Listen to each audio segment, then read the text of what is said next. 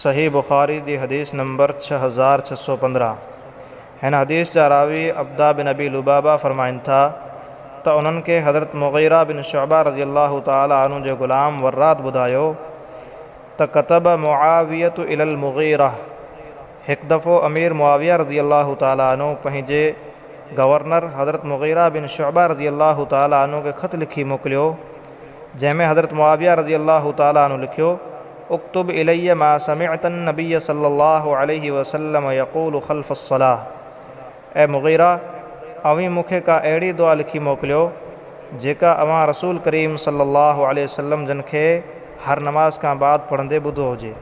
यानी का अहिड़ी दुआ जेका अवां ॿुधी हुजे त रसूल करीम सल्लल्लाहु अलैहि वसल्लम जन हर नमाज़ खां बाद पढ़ंदा हुजनि।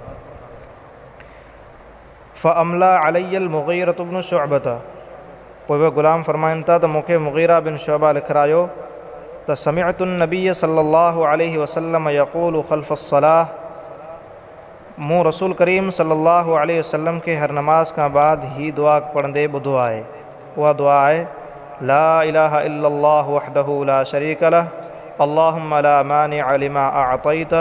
वला मुअतिय लिमा मनअत वला यनफ़उ ज़ल जद्दि मिनकल जद्दु। हिन दुआ जो तर्जुमो आहे, अल्लाह खां सिवा को माबूद बरहक़ नाहे, उहो अकेलो आहे, उन जो को शरीक ऐं भाईवार नाहे। ऐं अल्लाह जेके तूं ॾियणु चाहीं उनखे को रोकण वारो नाहे, ऐं जेके तूं न ॾीं उहा शइ को अता करण वारो को ॾियण वारो नाहे।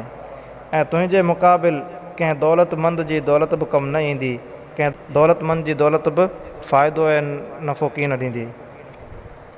पोइ अब्दा बिन अबी लुबाबा फरमाइनि था त मुग़ीरा बिन शुअबा जो ग़ुलाम वर्राद उन्हनि खे ॿुधायो